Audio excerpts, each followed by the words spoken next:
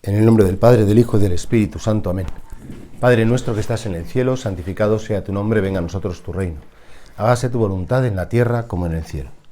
Danos hoy nuestro pan de cada día y perdona nuestras ofensas, como también nosotros perdonamos a los que nos ofenden. No nos dejes caer en la tentación y líbranos del mal. Continúa el catecismo instruyéndonos acerca de la oración cristiana. Pero si ayer veíamos un poco qué es la oración, en qué consiste, hoy vamos a ver cómo existe una escuela de oración, que es la Sagrada Escritura, es decir, tanto en el Antiguo como en el Nuevo Testamento, en la Biblia, aprendemos primero de modelos orantes, de personas, de hombres, de mujeres de oración, que fueron un punto de referencia para su pueblo en su momento y que siguen siéndolo para nosotros, personas inspiradas por Dios para enseñarnos a orar.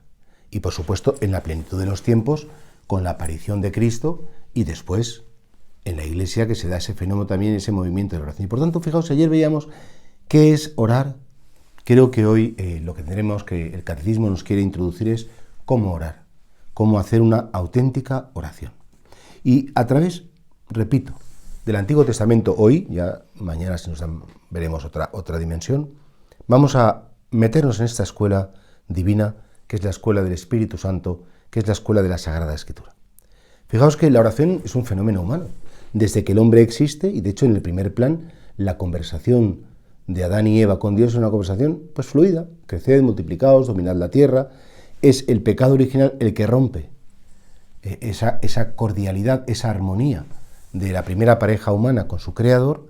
Y bueno, pues aún así Dios llama a Adán, le sigue llamando, sabiendo que ya había roto.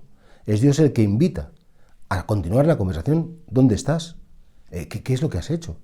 Y bueno, y como Adán pues estaba desnudo, me escondí, tenía vergüenza de que me vieras desnudo. Bueno, Dios insiste. Fijaos qué bonito cómo la oración, que veamos que es un don, es una iniciativa divina que incluso aunque el hombre rompa, Dios nos sigue buscando. Y de hecho, fijaos también qué bello cómo en ese primer pecado de la humanidad hay una promesa ya de, bueno, pues uno del linaje de la mujer aplastará la cabeza de la serpiente que ha querido malograr la humanidad. Ahora, pasado entonces esto, fijaos que la creación comienza a ser desde el primer momento la fuente de la oración. Fijaos que en los primeros capítulos del Génesis, los 9 primeros capítulos del Génesis, hacen referencia a una relación de la criatura con el Creador. O sea, es decir, a partir de las realidades de la creación, el hombre se relaciona con él. Y es el caso, por ejemplo, del justo Abel. Abel ofrecía los primogénitos de su rebaño. Ofrecía a Dios, precisamente, pues esos frutos de la creación, pues se los regalaba a Dios, se los ofrecía a Dios. También, por ejemplo, la ofrenda de Noé es agradable a Dios, que le bendice y a través de él vuelve a bendecir a la creación y hace esa alianza sellada con el arco iris. Y dice, bueno, a partir de este momento no volverá a castigar al ser humano ni a la creación por los pecados de los hombres, ¿no? Qué bonito cómo esta realidad se ha vivido en todas las religiones, pues por una muchedumbre de hombres piadosos, porque todo ser humano, al contemplar la belleza de la creación, se pregunta, ¿quién ha hecho esto? ¿Dónde está el autor de todo esto? Porque el hombre, al fin y al cabo, por muy mañoso que sea, pues hombre, hace un arco, hace un cuchillo, puede hacer, en esas tribus primitivas, incluso decoraciones artísticas, puede pintar en las paredes, puede hacer tejidos, música. Pero claro, dicen, tú te pones a mirar el cielo, las estrellas, los bosques, los arroyos, la nieve, te pones a mirar las minas, el oro, te pones a mirar los animales, cómo son tan perfectos en su ámbito de la naturaleza, y dices, bueno, todo esto no es casualidad. Esto es como una gran partitura de un gran compositor y evidentemente, bueno, pues siempre ha habido esa intuición en todos los lugares de que la creación nos lleva al Creador y que cualquier hombre que tenga 2 dedos de frente se tiene que dar cuenta de que alguien lleno de hermosura, lleno de fuerza, es el autor de la fuerza. Alguien lleno de hermosura es el autor de la hermosura, es decir, que eso no sale solo, que eso no es, sino que, bueno, efectivamente hay un guión previsto y hay un orden, y hay una armonía y una causalidad y una serie de principios, de tal manera que fijaos que San Pablo ya lo dice en la carta a los romanos, e incluso la misma Iglesia Católica en el Concilio Vaticano I, en el siglo XIX, llega a afirmar que el hombre, por el uso de la razón, por la observación de la creación, puede conocer al Creador, al único creador de las cosas. Esto es importantísimo porque, por tanto, la creación es un marco que invita a orar. Y esto es lo primero que revela el Antiguo Testamento. Y vemos esa figura, bueno, pues de las primeras generaciones humanas, sobre todo, bueno, pues Abel, Enoc, Noé, cómo ellos a través de la creación se encontraban con el Creador. Claro, pienso en San Juan Pablo II, esos paseos que se daba tan bonitos, veías al Papa con su breviario rezando la liturgia de las horas, o el mismo Benedicto en su aparente fragilidad, cómo le gustaba encontrarse en los Alpes, pues con esos paisajes tan maravillosos, las cumbres que te llevaban la mirada al cielo. Claro, y cuántos santos, San Juan de la Cruz, viendo la creación, o San Francisco de Asís, bueno, pues han encontrado, como es lógico, con la belleza del Creador. Ahora, es muy importante que dando un paso más, el primer personaje, digamos que se relaciona con Dios más allá de la creación, que es el padre de la fe, es Abraham. Cuando Dios lo llama, Abraham se pone en camino. Abraham, sal de tu tierra, ese le ha hecho una promesa y él inmediatamente pues acepta, cumple, confía. Fijaos que la oración, de algún modo, es una escucha. Es como un presupuesto, es pues un corazón que es capaz de escuchar la voz de Dios. Esa voz de Dios que, pues que sucede dentro del corazón y que esa respuesta, primero, es con los hechos. Porque Abraham, al principio, en los primeros libros del Génesis en los que habla de Abraham, más que hacer grandes discursos, Abraham pues coge a su mujer, coge sus posesiones y marcha hacia donde el Señor le guía, hacia donde el Señor le indica. Eso sí, en cada etapa del camino levantaba un altar hacia el Señor. Solo ya después de unos cuantos capítulos, Abraham como que empieza ya ese diálogo con el Señor, en el sentido que primero como que se queja, ¿no? Diciendo, Dios mío, pero que te he seguido, pero ¿qué estás haciendo conmigo, no? Una especie de queja velada, ¿no? Y claro, aparece ya en la figura de Abraham, junto con la escucha y la obediencia de la fe, que son como esenciales en la oración, esa especie de prueba de fe, esa especie de decir, esa tensión dramática que sucede en la oración, decir, Señor, confío en ti, aunque no me quieras demostrar nada. Confío en ti, aunque todo esté oscuro, velado. Hablamos del velo de la fe. Igual que, pues, las personas a veces se ponen un velo por delante para no ser vistas o no ver, Dios a veces nos pone un velo para que confiemos. Para que, como Abraham, escuchando su voz, en obediencia a esa fe de la que tenemos una claridad interior, nos pongamos en marcha hacia una promesa. Y ahí, pues efectivamente, fijaos qué bonito cómo esa purificación, esa tensión dramática que sucede dentro del hombre creyente. Pues claro, decía el cardenal Newman, tener fe es vivir con dudas. Y el hombre de fe siempre en su interior compartirá la tensión de las dudas. No tanto dudas de fe, sé que Dios existe, sé que Dios me ama, sé que Dios está ahí y sé que Dios interviene, pero dudas sobre todo respecto al plan de Dios. Señor, ¿qué quieres hacer conmigo? Señor, ¿cómo puedo interpretar el dolor, el sufrimiento? ¿Cómo interpretar el fracaso como algo que entra dentro de tus planes? Y hombre, claro, duda, ¿qué querrá el Señor de mí? ¿Cuál es la respuesta que tengo que dar? Y la peor de las dudas es, ¿seré capaz? Todos los creyentes siempre como que tenemos ese miedo, esa duda de decir, yo podré responder, yo podré decir sí, yo perseveraré, llegaré hasta el final en este camino, lo daré todo, no lo daré. Y fijaos, entonces, en el colmo de esa purificación de la fe, el personaje de Abraham se le pide ni más ni menos que sacrifica a tu propio hijo. El único hijo, el hijo de la promesa, ese Abraham que siendo ya muy mayor y Sara muy mayor, ancianos, literalmente, habían concebido por la promesa de Dios, pues le pide que lo sacrifique. Y fíjate qué bonito cuando Isaac, que es una figura de Cristo, va cargando con la leña y dice, Padre, no veo el cordero para el sacrificio. Y le dice, Dios proveerá el cordero para el holocausto. Y Abraham pues piensa, dice, pues Dios me ha mandado esto, hay que seguir hasta el final, ¿no? Y así cuando levanta el cuchillo, es una imagen también, Abraham, de ese Dios todopoderoso que no perdonó a su propio hijo por nuestra salvación. Pero con motivo de esa obediencia, efectivamente, pues provoca esa plena comunión. Qué bonito como Abraham, que es nuestro padre, le llamamos nuestro padre en la fe, es el padre del pueblo de Israel, Pero no solamente es el padre del pueblo, es el padre del nuevo Israel, que es la Iglesia Católica. Por supuesto que sí.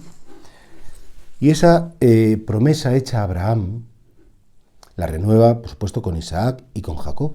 Jacob es aquel que da nombre al pueblo elegido, haciendo referencia a esa noche en la que pasa la noche entera luchando con alguien misterioso, pero que le bendice antes de dejarle recibe Jacob, dice, ya no te llamarás Jacob, te llamarás Israel porque has luchado con Dios. Hace referencia a cómo también la vida del creyente, y especialmente la vida de oración, es un combate con Dios. Dice, has luchado con Dios y no te has rendido. Y así pues sabemos que las tribus de Israel, se podría decir lo mismo, las tribus de Jacob, son ese núcleo, los hijos de Jacob son el núcleo del pueblo de Dios.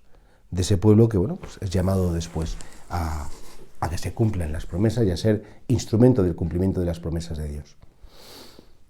Dando un paso más, pues aparece la figura de Moisés. Moisés y la oración del mediador. Fijaos que Moisés de algún modo también simboliza la figura de esa oración de intercesión que tiene su cumplimiento en el único mediador entre Dios y los hombres, que es Cristo Jesús, un hombre también. El único mediador, no hay más mediadores. No, la Virgen María va muy bien, dices, que vaya todo lo bien que quiera, pero quien realmente hace de intermediario entre la divinidad y la humanidad es el hombre Jesús, que siendo humano y divino, ora por nosotros. Ahora, Moisés es una figura. De hecho, qué bonito cuando en el libro Jesús de Nazaret, del cardenal Ratzinger, de Benedicto XVI, que él lo quiere publicar como Joseph Ratzinger, pues comienza precisamente esa trilogía con el texto en que Moisés recibe una revelación y dice, después de ti surgirá otro profeta mayor que tú, que guiará a mi pueblo y le dará la salvación. Como Moisés ya conoció, como también los antiguos patriarcas, que la promesa se cumpliría en un descendiente suyo. Y Moisés efectivamente es aquel que conoce su vocación en una llamada, en el episodio de la zarza ardiente. Y de hecho la zarza ardiente es uno de los episodios más ilustrativos de lo que es la vida de oración. En tantos monasterios contemplativos, la escena de la zarza ardiente, descálzate, que estás pisando terreno sagrado, y como Moisés en ese momento, porque le pregunta quién eres, pues él se revela, le da a conocer su nombre, y Moisés, por tanto, es llamado. Qué bonito, porque además la figura de Moisés hace también, esto es una ampliación del catecismo, hace una referencia a cómo la relación con Dios siempre es razón de libertad. He oído el clamor de mi pueblo y he decidido liberar a este pueblo de la esclavitud. Yo he escuchado, entonces tú tienes que decirles que yo quiero devolverles la libertad y quiero llevarles a la tierra que prometí a vuestros antepasados. Claro, qué bonito es como Moisés, al principio, un poquito pues como que no sé, no lo tengo claro, rehuye, objeta, interroga, y que al Señor no le importa, sé que te cuesta, que lo que sea, sí. Le revela su nombre inefable, que es bien bonito, yo soy el que es, yo soy, me envía. Y Moisés tiene que decir sí, porque si no es con el sí de Moisés, Dios no quiere intervenir en la historia, ni quiere como arreglarnos, ¿no? Dios siempre se sirve de mediaciones, de tal manera que da la impresión como que hay una súplica divina al ser humano. Déjame que yo te utilice como con una elegancia absoluta, como no imponiendo nada, como entre comillas pidiendo permiso, ¿no? Y así Moisés es la figura del mediador, es la figura de que porque conoce su vocación, experimenta la llamada y aunque le cueste más o menos, sabe que tiene una misión de libertad, de revelar al pueblo que los designios de Dios no son designios de sufrimiento, de maldad, sino que nuestro Dios es el Dios de la libertad, es el Dios de la paz verdadera. Fijaos que dice el Éxodo, en el capítulo 11, en el capítulo 33, versículo 11, dice que Dios hablaba con Moisés cara a cara, como habla un hombre con su amigo. También Moisés es ese modelo de la oración contemplativa, es decir, que gracias a la cual él sube la montaña para no descuidarse, para no distraerse, para los quehaceres cotidianos no le quiten de lo que es lo esencial. Y bueno, él escucha en la montaña santa, escucha, implora, para después volver al pueblo y transmitir las sentencias de Dios, las palabras de Dios y conducirlo. Ahora, Moisés era un hombre humilde, dice el libro de los Números, más que hombre alguno sobre la faz de la tierra.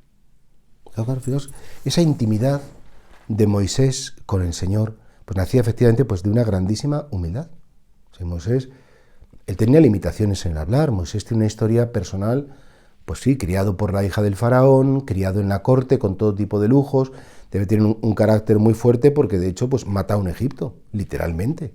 Se vio que maltrataba a unos israelitas, se le subió la sangre al corazón y a la cabeza y a las manos y bueno, pues lo mató. Y fue perseguido precisamente por el faraón. Ahora, Moisés de su humildad saca fuerza, saca tenacidad y bueno, él constantemente intercede por el pueblo. Es decir, Moisés también es el modelo no solamente del mediador, Moisés es el modelo no solamente de la contemplación, de esa cordialidad, de ese cara a cara con el Señor, sino que también Moisés es el que no pide para sí mismo. Moisés no quería nada para sí. De hecho, en un momento concreto, cuando el pueblo se rebela contra Dios, Dios le dice, mira, voy a destruir a este pueblo y haré de ti un pueblo importantísimo y a estos los elimino. Y Moisés dice, pero Señor, no hagas eso.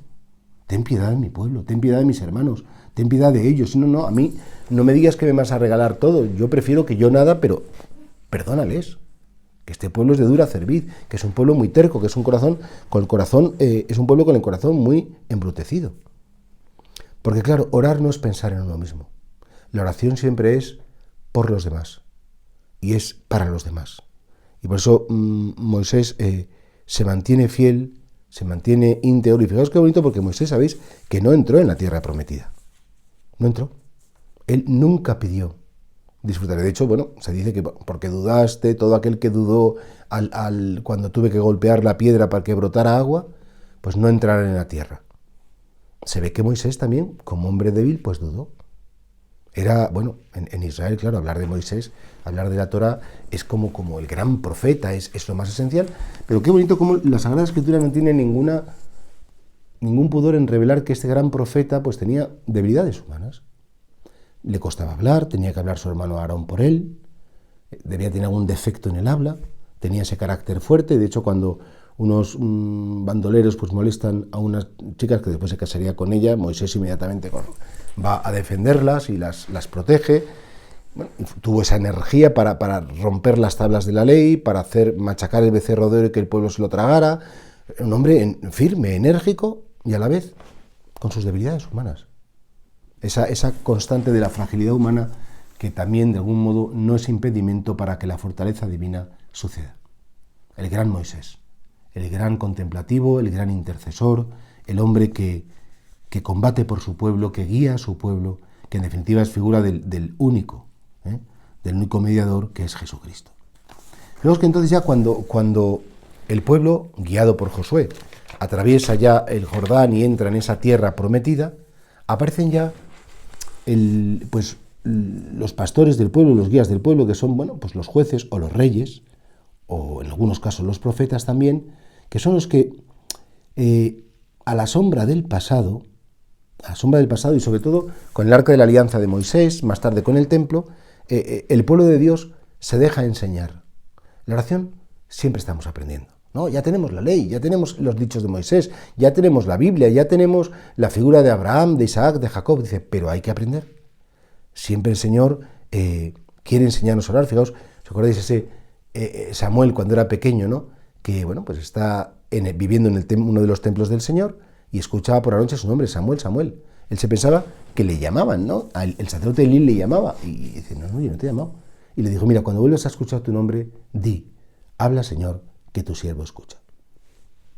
Y a partir de ese momento, pues Samuel se convierte en aquel que unge a los reyes, primero Saúl, y sobre todo el prototipo del pastor del pueblo, del guía del pueblo, es el rey David.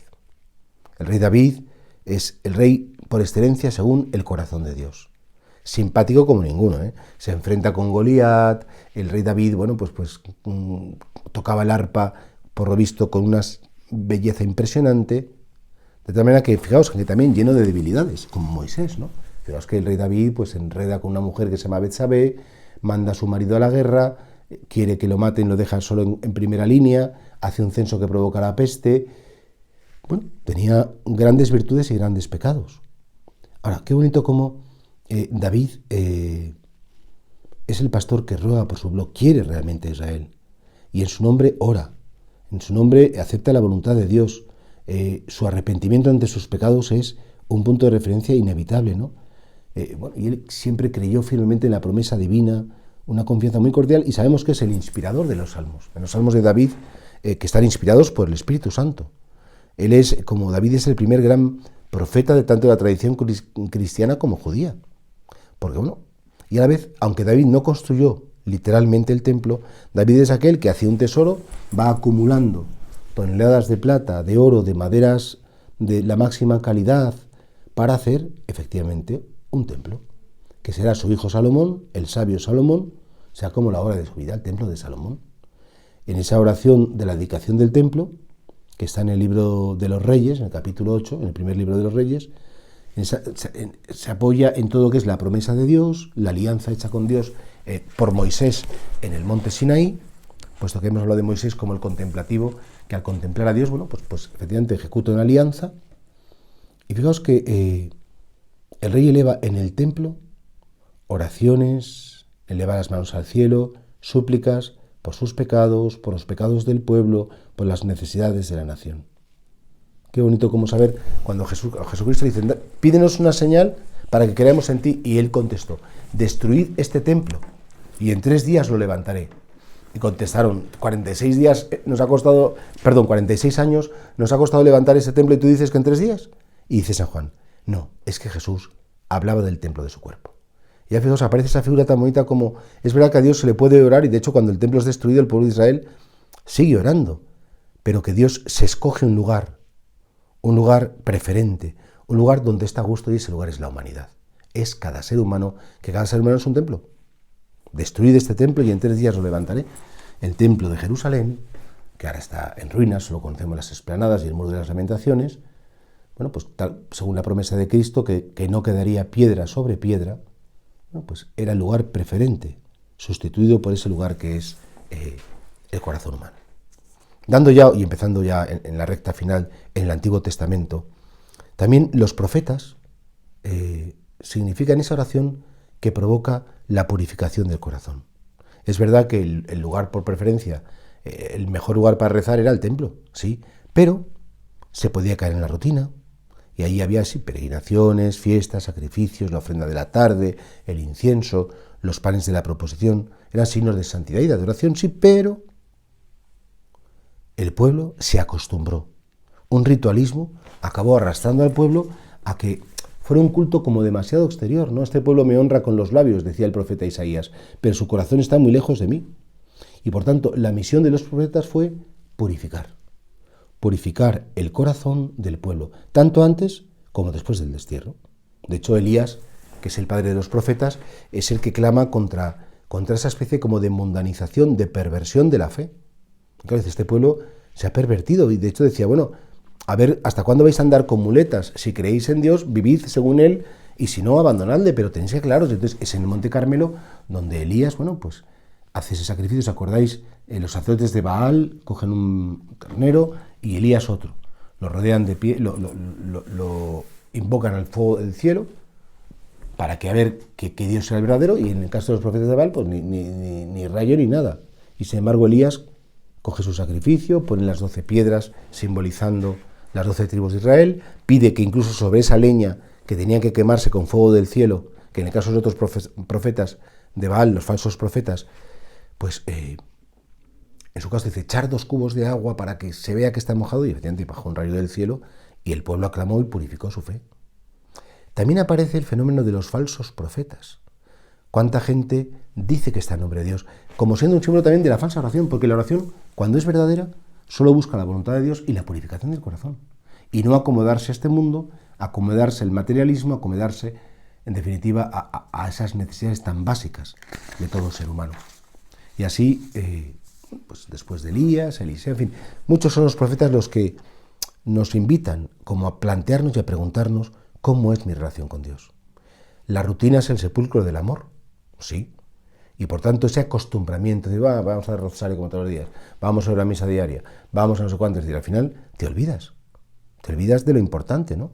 Y que como al final Elías, al final de la historia de su vida, él vuelve a andar el camino del desierto para encontrarse con el Dios vivo, con el Dios que se reveló a su pueblo, y es como Moisés, en la hendidura de la roca, pasa esa presencia misteriosa de Dios, y ahí, bueno, pues tiene ese encuentro con lo divino. Son muchos los profetas, ¿no?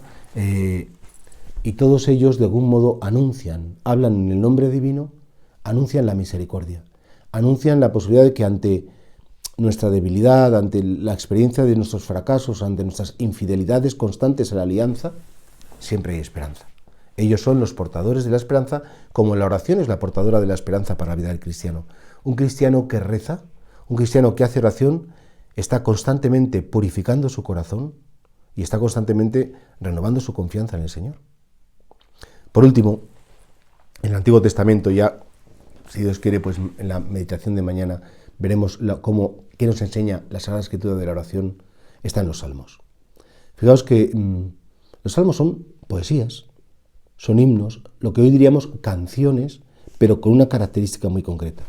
Inspirados por el Espíritu Santo, son escuelas de oración, dice el Catecismo, porque atestiguan el sentido profundo de la oración. Una oración por uno mismo, una oración por los demás. Salmo significa alabanza. Y bueno, de algún modo, digamos que con los salmos se cierra esa obra maestra del Antiguo Testamento de quién es un orante, qué debe decir una persona que ora. Fijaos que los salmos alimentan y expresan la oración del pueblo de Dios constantemente como asamblea. Entonces, había salmos para las fiestas, había salmos penitenciales, había salmos que tienen una dimensión individual, comunitaria. Bueno, pues el salmo, aunque brota de la Tierra Santa y de Israel y incluso la diáspora, es decir, son salmos israelitas, abarca toda la creación. Están destinados a todos los pueblos. Hace memoria de la promesa de Dios y bueno, pues efectivamente entran en los salmos todos los matices del corazón humano. En el Salterio, pues el salmista, de algún modo, pues hace hablar de sus miedos, del desamparo, de la acción de gracias, la súplica individual o comunitaria, la meditación sapiencial. Los salmos, en definitiva, son el espejo de las maravillas de Dios obrando en medio de su pueblo. Y bueno, y toda situación humana, cualquier situación humana, pues está reflejada perfectamente en los salmos. Pero sobre todo tienen una sencillez absoluta. El salmo lo puede leer un catedrático, lo puede escuchar una persona analfabeta, lo puede cantar. Tienen tal sencillez que son capaces, un poco como las parábolas de Jesús, que son entendibles por todo el mundo, ¿no? Y una oración tan espontánea que, bueno, efectivamente un salmo es una gota o un cubo o un océano de fecundidad para el alma. Jesús oraba con los salmos. Lo sabemos muy bien porque él en conversaciones con los suyos, con sus apóstoles, incluso con los fariseos, hace referencia a los salmos. Como buen israelita se sabía los salmos de memoria y rezaba con los salmos. De hecho, en la cruz Jesús ora con los salmos. Claro que sí. Y por tanto decía que quien no conoce, decía Thomas Merton, quien no conoce los salmos no conoce a Cristo. Y quien tiene amor a Cristo necesariamente, pues tiene que hacer suyos los salmos. En definitiva, esa alabanza, porque los salmos al final de cualquier momento de súplica, de miedo, de desprotección, siempre terminan como, pero a pesar de todo confío en ti, a pesar de todo tu grandeza triunfará. Ese aleluya, jalel, huyá, esa expresión, ese clamor de gloria, de confianza del pueblo en el Señor, pues está perfectamente reflejado en los salmos. Los cristianos a veces tenemos muy poco conocimiento de salmos. Sí, en misa hay que decir salmo responsorial, hay que decir una frasecita que siempre, si el lector la dice mal, no nos acordamos nadie. Qué pena no coger un salmo despacio, qué pena no meditarlo, porque efectivamente el corazón orante, el corazón del antiguo Israel, desde la primera pareja humana hasta prácticamente el tiempo previo a Cristo, los salmos siempre han sido como esa guía cierta para encontrarnos con el Señor. Dios te salve María, llena eres de gracia, el Señor es contigo. Bendita tú eres entre todas las mujeres y bendito es el fruto de tu vientre Jesús. Santa María, Madre de Dios, ruega por nosotros pecadores, ahora y en la hora de nuestra muerte. Amén.